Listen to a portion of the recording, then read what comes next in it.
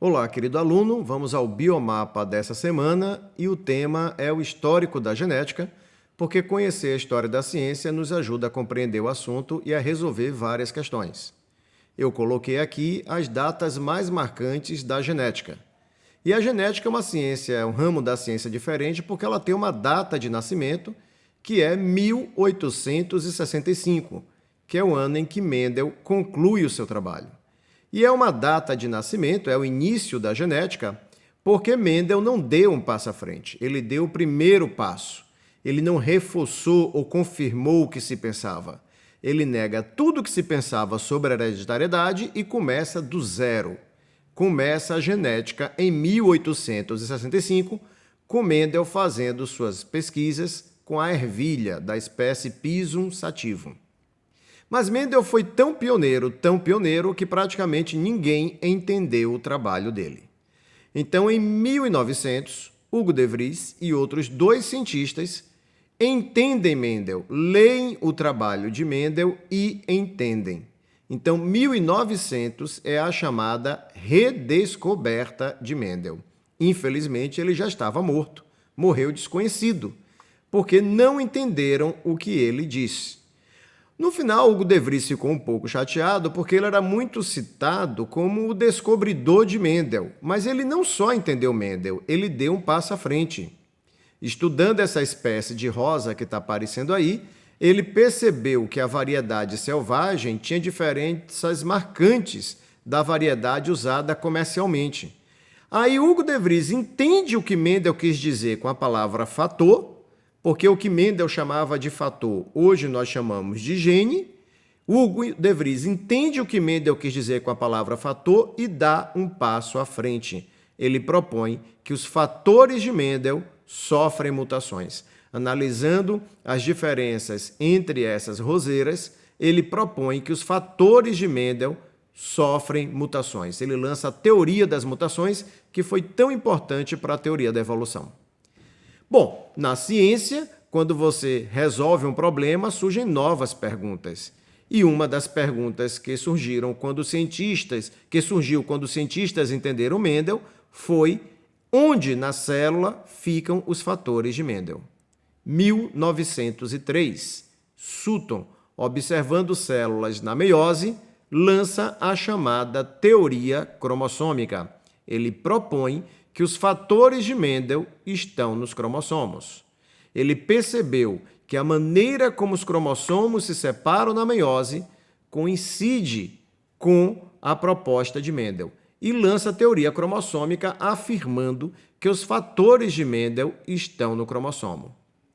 1910, o grande geneticista clássico do século XX, Thomas Morgan, confirma a teoria cromossômica.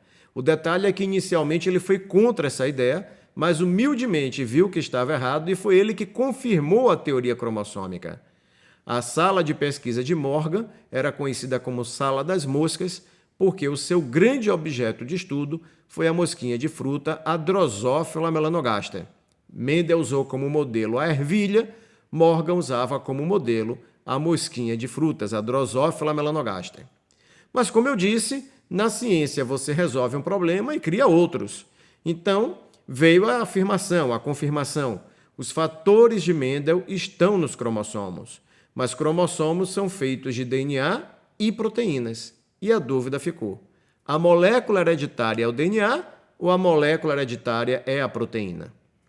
1944, Avery confirma que a molécula hereditária é o DNA. O DNA é a molécula hereditária. E ele fez isso conseguindo explicar algo que vem da década de 20 do século 20, que é a transformação da bactéria. Já se sabia que uma bactéria não capsulada pode se transformar em capsulada, mas ninguém sabia o que fazia a bactéria se transformar. Ele descobriu que o princípio transformante era a molécula de DNA, ou seja, era no DNA que estava a informação para fazer a cápsula. O DNA era a molécula informacional. Então, em 1944, a ciência confirma o DNA como molécula hereditária. Mas como era o DNA? Qual a estrutura? Qual o formato do DNA? 1953. E dois jovens, o Hodgson e Crick, descobrem a estrutura do DNA. Eles descobrem que o DNA é uma dupla hélice, uma linda molécula, inclusive. Bom, Crick então dá um passo à frente. Em 1958, o próprio Crick lança o que ficou conhecido como o dogma central da biologia. A palavra dogma, claro, não deveria ter sido usado porque ciência não tem dogma. Dogma é uma verdade incontestável e na ciência tudo pode ser contestado, mas se popularizou assim. E o que é o dogma central da biologia? É essa ideia de que o DNA pode ser replicado, a partir do DNA é feito RNA e a partir do RNA é feita a proteína. Então, o dogma central da biologia se refere ao fluxo da informação genética. A informação do DNA pode ser replicada, a informação do DNA é passada para o RNA, que é usada para fazer a proteína. E em 1961, Nirenberg começa a descobrir os primeiros dados do código genético. O que é o código genético? É aquela tabelinha que mostra que a cada 3 nucleotídeos no RNA é adicionado um aminoácido na proteína. Ele foi o primeiro a descobrir as primeiras associações. Determinada trinca de bases no RNA determinava a entrada de um aminoácido. Essas primeiras descobertas vieram com Nirenberg. Então, ele começa a desvendar o código genético e aí o ciclo se fecha. Agora, nós começamos a entender o funcionamento químico do gene, o funcionamento químico dos fatores de Mendel.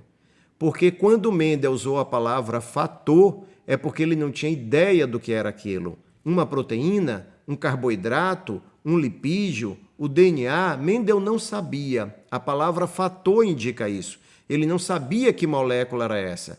Nós descobrimos que essa molécula era o DNA, nós descobrimos que essa molécula tinha um formato de dupla hélice e passamos a descobrir como o fator de Mendel funciona quimicamente. Um grande abraço para vocês, se inscreva no canal e ative as notificações para que toda semana você seja avisado quando o novo biomapa for publicado. Um grande abraço.